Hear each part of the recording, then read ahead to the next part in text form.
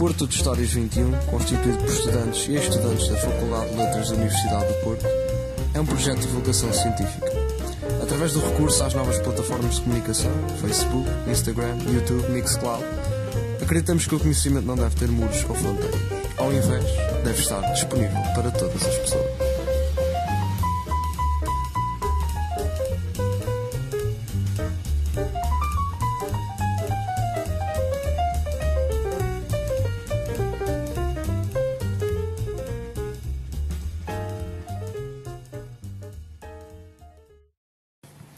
Ora, muito bom dia. Mais uma entrevista do Porto de Histórias 21.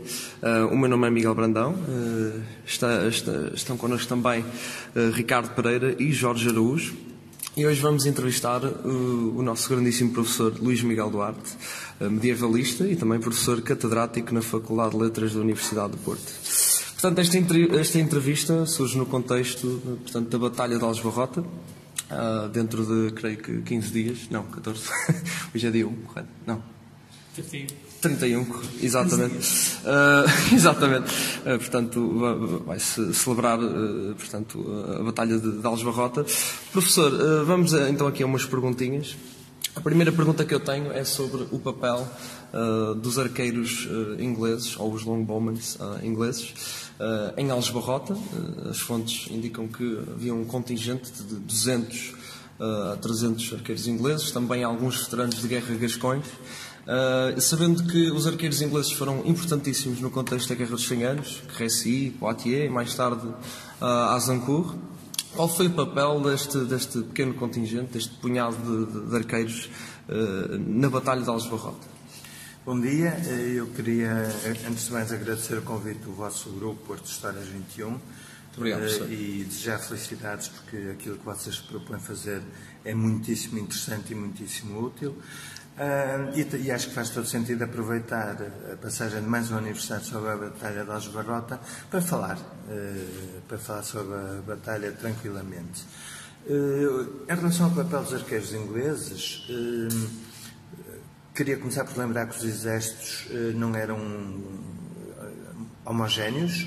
Cada exército nacional, ou de príncipes, ou de duques, tinha várias componentes, tinha a cavalaria, tinha depois, no caso português, os contingentes das ordens militares, tinha os besteiros de conto, tinha mercenários, tinha criminosos em busca de perdão e tinha também, muitas vezes, ajuda de estrangeiros. Havia três ou quatro tropas célebres, e célebres porque metiam medo.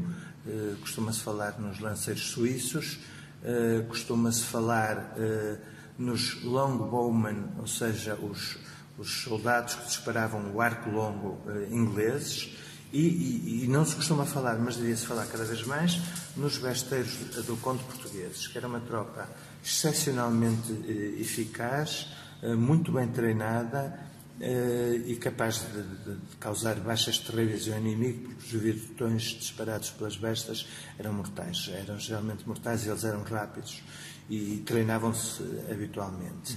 Neste caso, Portugal tem relações próximas com a Inglaterra, fez um tratado comercial muito interessante em 1353, não podemos exagerar porque 2 anos antes a Inglaterra fez um tratado praticamente igual com Castela, e a historiografia portuguesa tende a esquecer esse para dar mais relevo ao nosso, e não é assim que se trabalha. Portanto, os ingleses estavam a criar boas relações na Península, mas Portugal tinha uma relação próxima, e sobretudo nesta altura da crise, o John of Gaunt, que achava ter direito à coroa castelhana, e tinha algum direito à coroa castelhana pelo seu segundo casamento, alia-se, tem os mesmos interesses que o mestre Avisa, entretanto promovido a candidato à coroa de Portugal.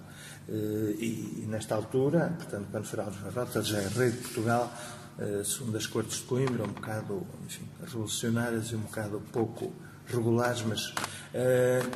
portanto... O Dom João I manda embaixadores à corte inglesa e pede licença só para isso, para recrutar tropas. Ele não pede o auxílio da coroa inglesa, que não lhe pode dar, não tem guerra com Castela, mas pede licença para recrutar tropas. E chegam, então, algumas centenas de besteiros ingleses, isso foi muito bem, de arqueiros ingleses, foi muito bem estudado pelo falecido Peter Russell, tem um artigo notável sobre isso. Qual é o papel? Primeiro, qual é o interesse desta arma? Esta arma é um arco longo que dispara flechas relativamente... não são os virtões, são compridas, têm uma ponta muito cortante, mas eles têm uma cadência de tiro absolutamente infernal.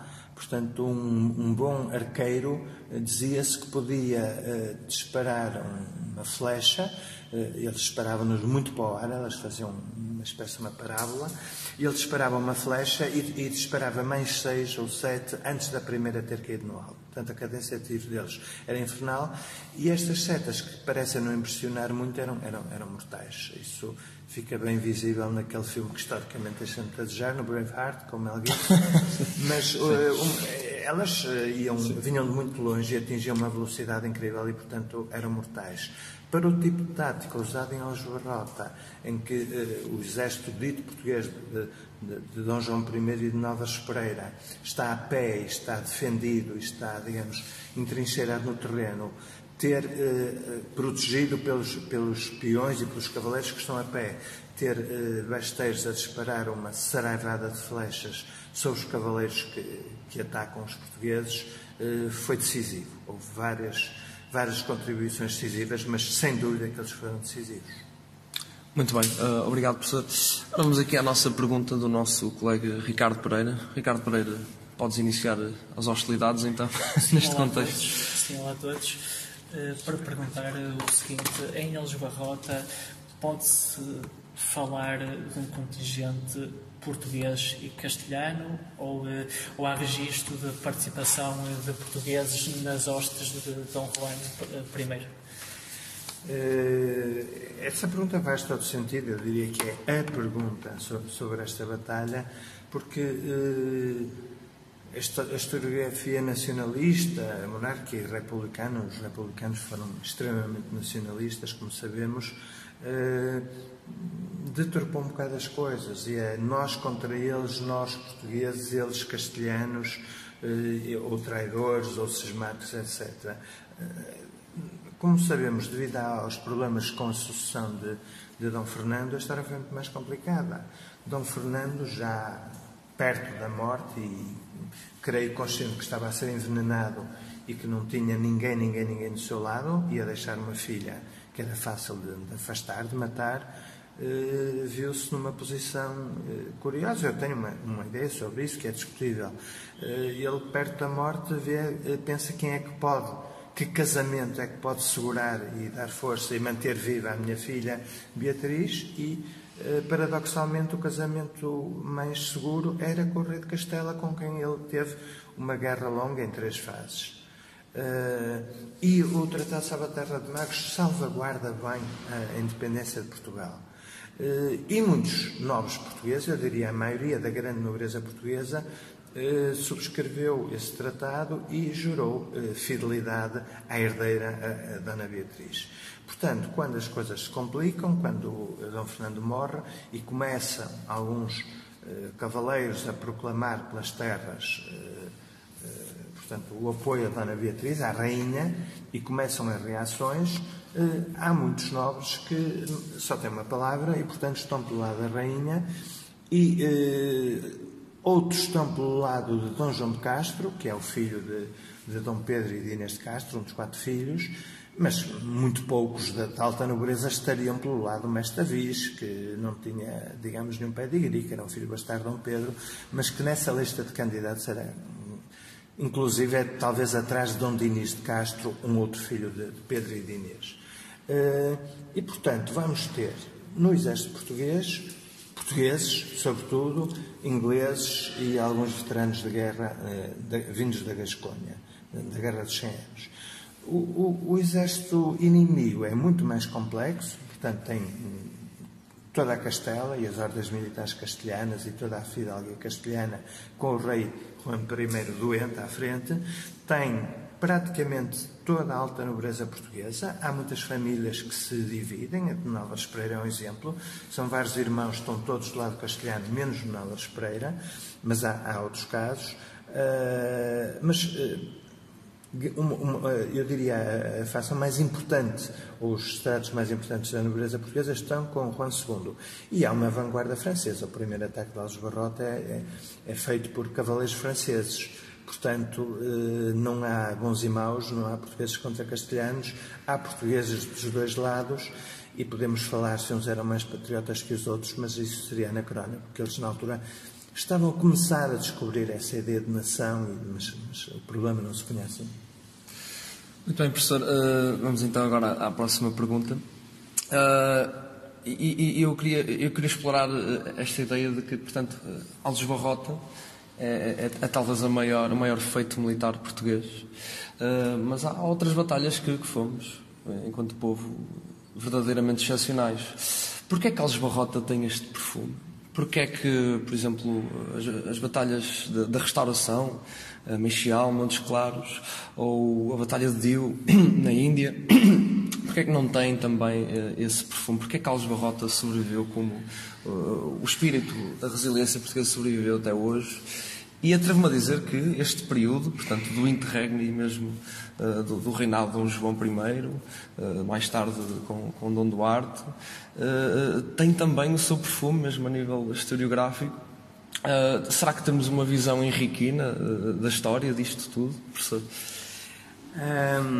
Portugal tem uma história militar impressionante, não é? Sim, sem dúvida. Desde quase São Mamed e depois da expansão para Sul, a participação no Salado, a conquista de Ceuta, eu diria até alguns momentos da guerra colonial, em Angola, Guiné e Moçambique. Houve momentos épicos, sem discutir agora as questões ideológicas e políticas, só do ponto de vista militar. E inclusive neste momento missões que o exército português está a empreender no estrangeiro. Porque Aljubarrota talvez tenha sido o momento em que a independência de Portugal esteve mais ligada ao desfecho de uma batalha. Dir-me as batalhas da Restauração. As batalhas da Restauração foram várias, foram importantes, mas Espanha não estava a apostar muito nisso. Espanha havia a Catalunha. Era a Catalunha. Espanha tinha quase, assumido que ia dar alguma luta a Portugal, se pudesse manter, mas se perdesse, inqualquamente eles vinham cá tratar disto. Tinham que escolher e por isso escolheram reprimir as revoltas da Catalunha e por isso a Catalunha hoje diz muito que os portugueses deviam apoiar.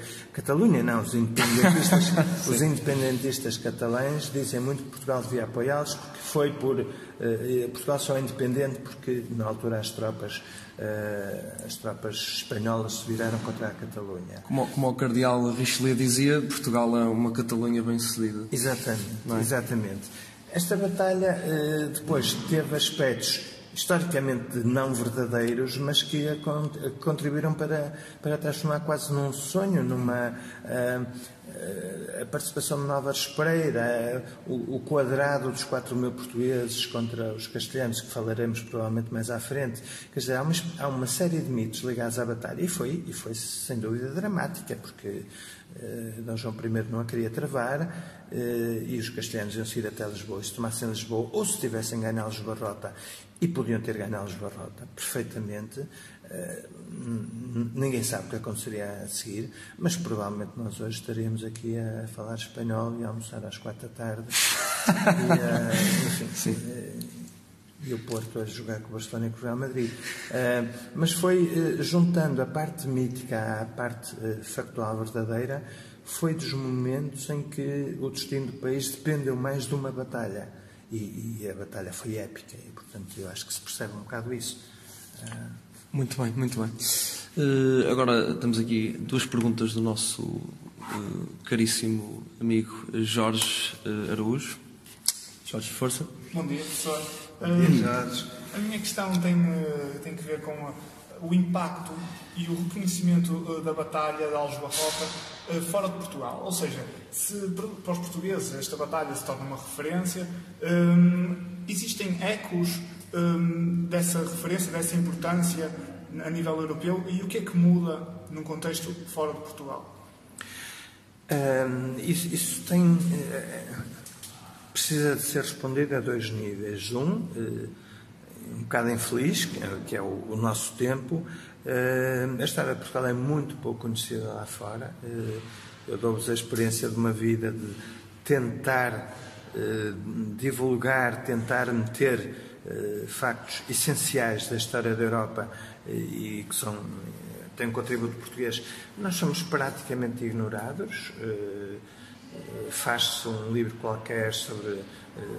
recentemente vi, dou-vos 2 ou 3 exemplos, saiu uma espécie de um manual excepcionalmente bem feito sobre a história da diplomacia e das relações externas na Europa medieval, e para Portugal a bibliografia é toda francesa, ou espanhola. Portanto, os autores conhecem muitos historiadores portugueses e não usam a nossa bibliografia. Ninguém lê português, já ninguém lê português, tirando, enfim, meia dúzia de pessoas, alguns espanhóis, poucos, muito poucos franceses, algum italiano, mas ninguém lê português, e nós não nos projetamos lá fora. Portanto, nós andamos há muito a tentar ir a congressos estrangeiros e falar nas línguas que nos pedirem, as mais estranhas, mas mesmo assim eu há pouco comprei um livro de um grande especialista da história ibérica, um grande especialista mesmo, um grande professor e investigador francês. Em 1415 vinha uma cronologia final e dizia 1415 tomada de Ceuta pelos castelhanos. Portanto, continua a haver um desconhecimento total da nossa história. Recentemente, para um dicionário qualquer, salvo erro das militares, um francês que tem estudado muito bem Portugal, chamado Stéphane Boisselier, pediu uma ajuda e fez um artigo sobre Aljubarrota. Lá se conseguiu meter 2 parágrafos. Agora, isso é hoje. Mas, por exemplo, quando há grandes histórias, grandes batalhas e tal, raramente metem Aljubarrota. Metem Nájera, metem tudo, mais alguma coisa, que tem si, essas todas, mas nunca metem Aljubarrota, precisamente porque não sabem e acham que isto não tem... Desconhecem a história portuguesa. E eu sinto que cada participação num congresso estrangeiro é quase uma batalha. Mas estará a mudar, professor? Devagarinho, nós cada vez aparecemos mais naqueles grandes congressos de elites. Agora houve um em Barcelona em que estávamos 10 portugueses, todos com comunicações, mas, por exemplo, houve um em Heidelberg que era apresentar a história medieval ibérica aos investigadores alemães, aos medievalistas alemães. E estavam 30 e tal espanhóis, todas as regiões de Espanha, e estava eu de Portugal. Pronto, é um combate, e para vocês e para todas as gerações mais novas, eu gostava que tivessem essa consciência. É um combate que tem a ver com dinheiro, tem a ver com poder cultural, e nós temos que nos meter e pronto, e acender umas velas. Em relação aos testemunhos e aos relatos fiáveis, nós temos 3 cronistas, Froissart, pela Coroa de França, Pedro Lopes de Ayala, pela Coroa de Castela, e Fernão Lopes. Nacionalismos à parte, eu acho que Fernão Lopes a dormir valia mais do que os outros 2 acordados. Fernão Lopes é um gênio da literatura, um gênio da cronística. Tem um handicap muito grande. Ayala esteve em Aljubarrota, combateu lá e foi preso. Froissart também esteve lá. Portanto, esses 2 dão testemunhos presenciais, naturalmente distorcem, como todos nós distorcemos para o lado deles. Fernão Lopes distorce para o nosso lado, com muito gênio, com muita informação, mas escreve décadas depois da batalha. Depois há outras coisas muito interessantes. Por exemplo, há uma carta que Juan I de Castela regressa ao seu país, sempre doente, escreve uma primeira carta à Múrcia a explicar o que é que correu mal e dá informações muito interessantes sobre o terreno, sobre como é que os portugueses... E aí lembra coisas que eu não aprendi, acho que vocês também não, nem na escola primária nem no liceu, que o rei de Castela assistiu àquilo deitado numa maca, que poucos dias antes tinha feito o testamento, que estava a arder em febre, e que depois os castelhanos cometeram erros atrás de erros, e os franceses e os outros, e os portugueses, porque precisamente faltava-lhes um comando bom e, portanto, o exército deles seria muito mais numeroso se combatesse todo, mas vinha às pinguinhas pelo caminho, era uma coluna interminável, e a vanguarda francesa achou que era uma vergonha se não destruíssem aquela meia dúzia de portugueses sozinhos, não precisavam esperar por ninguém. Começaram os erros aí e foram por aí fora. Agora, vamos lá ver, em geral, a história militar é um terreno muito escorregadio, porque os testemunhos raramente são bons, não é? Nós, imaginem que vocês ou eu tínhamos combatido em alguma guerra, felizmente não combatemos, então os homens têm particular tendência a dizer eu matei 200 e depois estava e matei mais 400. Foi como o Infante Henrique descreveu a tomada de Ceuta muitos anos depois. Vocês não encontram números fiáveis para os mortos, para os feridos, para os exércitos de um lado, para os exércitos do outro, e percebe-se, quer dizer, ou vocês estão num quartel-general hoje a ver as coisas por televisão, ou se estão lá não conseguem ter uma perspectiva geral das coisas, nem fria, nem distanciada, que isso é impossível. Professor, e o que falta ainda dizer sobre Alves Barrota? Ou seja, é um tema já tão estudado, já tão falado ao longo dos séculos. Haverá ainda aspectos ou perspectivas por explorar sobre este tema? Eu a vocês não precisava de explicar, porque são e foram excelentes alunos, mas para pessoas menos metidas nisto, um historiador a uma pergunta desta responde sempre: nenhum tema estará alguma vez esgotado. Nunca. Agora, o que acontece? Claro, muitas vezes, quando nós estamos, por exemplo, a conversar sobre a hipótese de fazer um trabalho mais profundo, uma tese de mestrado, uma tese de doutoramento, imaginem, saiu agora um livro sobre Alves Barrota e vocês dizerem vale a pena eu meter-me a estudar isso, e eu diria, neste momento não, porque as informações conhecidas estão bem tratadas neste livro. Daqui a mais uns anos já se vai reunir tanta coisa que vale sempre a pena e nenhum tema está esgotado. Pode haver momentos em que eu diria não compensa muito investir, porque vocês vão acrescentar uma ou duas linhas e não é importante, esperem. O que é que está por estudar em Alves Barrota? Do ponto de vista arqueológico, ainda há, apesar das destruições que foram feitas com a História Nacional, ainda há terreno para escavar. Há coisas boas e há experiências falhadas. Eu estive recentemente envolvido na discussão de um trabalho académico que tentava descobrir a primeira posição portuguesa em Alves Barrota, porque lembro sumariamente, os castelhanos vinham de Santarém e os portugueses iam para Lisboa, iam tomar Lisboa e sem dúvida que iam conseguir tomar Lisboa, e os portugueses, segundo a tática de Nuno Álvares Pereira, ocupam uma primeira posição que é desvantajosa para os castelhanos. É no alto de uma colina, portanto os castelhanos, se a subirem, ficam completamente à mercê dos portugueses. É chamada a primeira posição portuguesa. Os castelhanos não dão batalha, dizem que queremos lá saber, contornam e seguem para Lisboa. E os portugueses, aparentemente à pressa e sem contar e desorganizados, descem esse planalto e apresentam uma frente virada já para Lisboa, e é aí que se vai dar a batalha.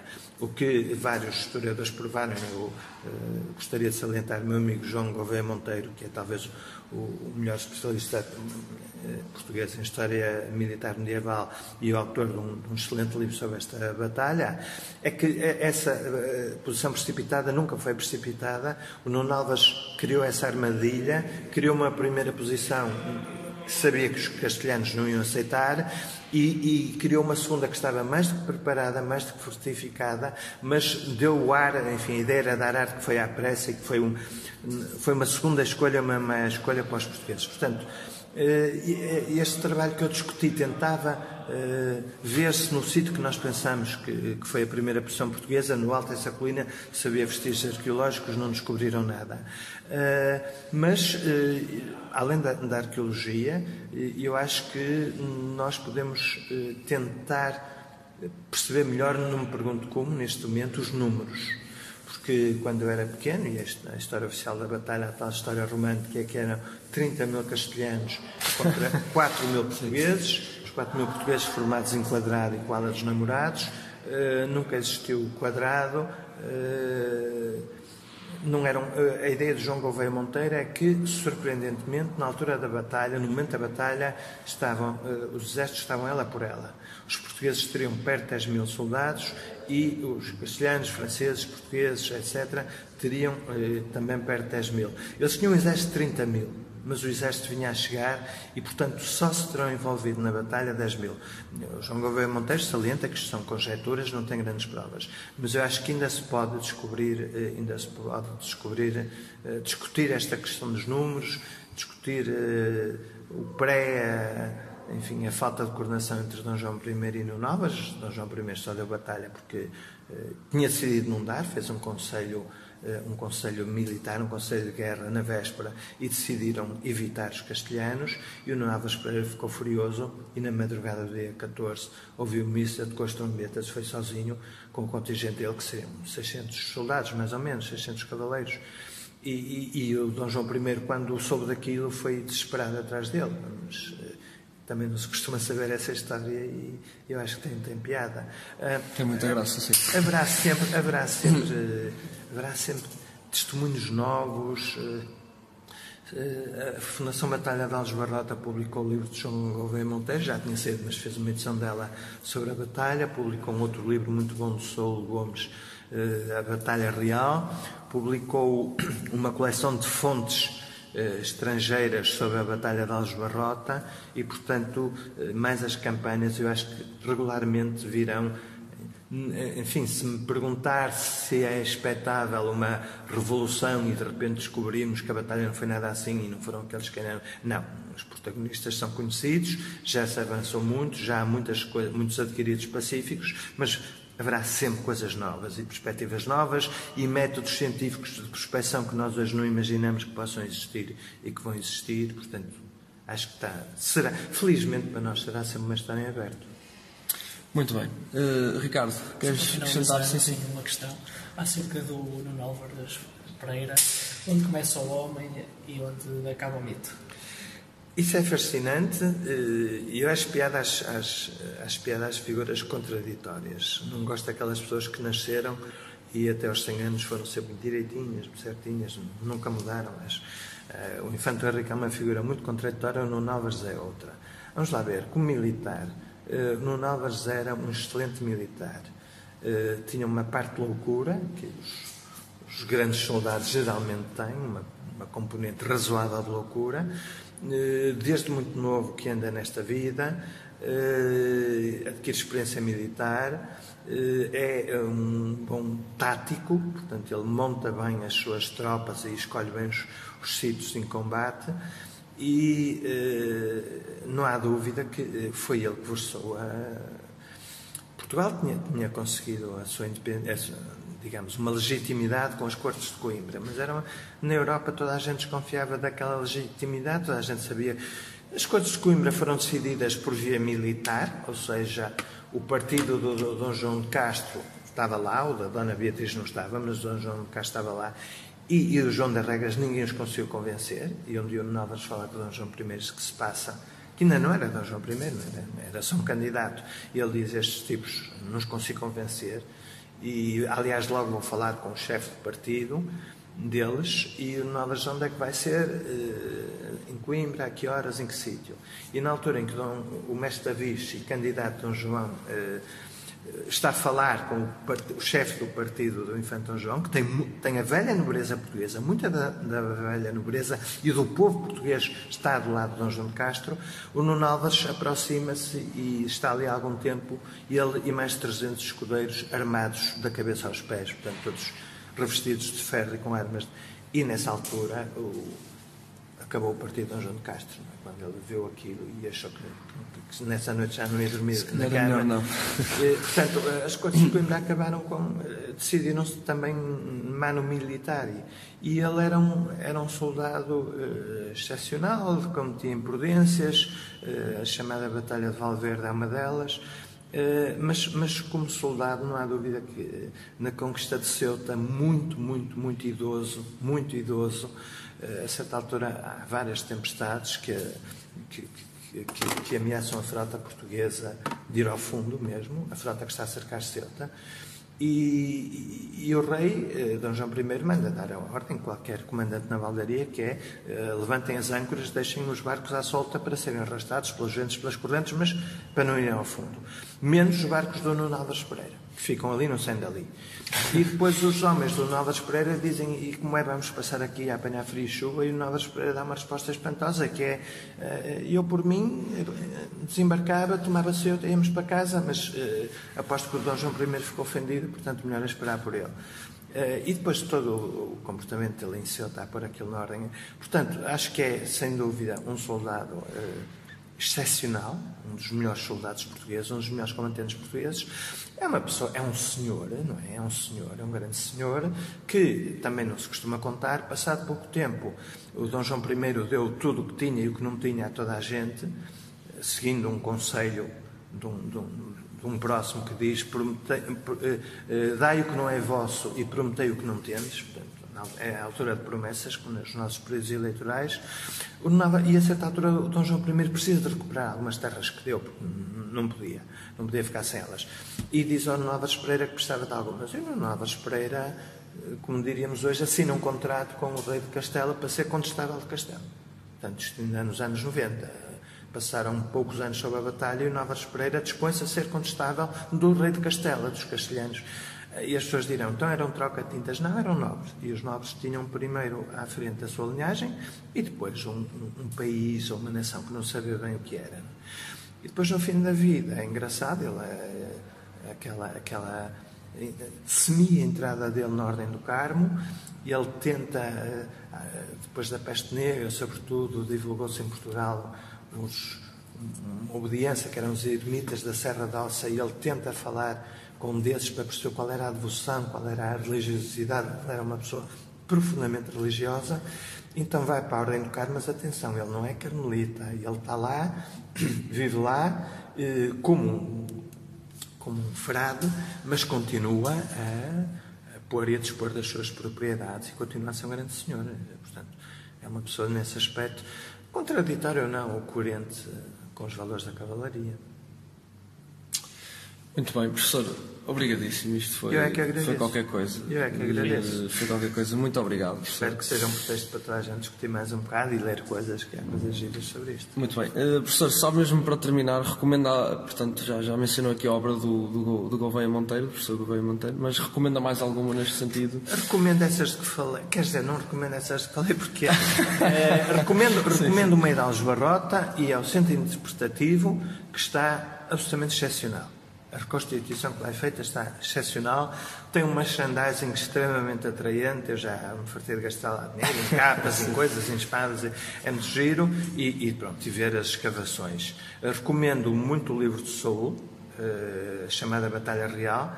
Não recomendo, evidentemente não recomendo esse livro, creio coordenado pelo Mário Barroca, sobre fontes estrangeiras, porque eu não tenho, aquilo teve uma tiragem pequena e esgotou, e a ideia era não fazer mais, e portanto não se consegue arranjar, e é uma coisa, pronto, já muito específica para investigadores de carreira, mas o de João Gouveia Monteiro e o de Soul, António Gomes, eu recomendo. Muito bem, pronto. Muito obrigado, professor. Até uma próxima. Obrigado eu. Não estava à espera que eu recomendasse isto.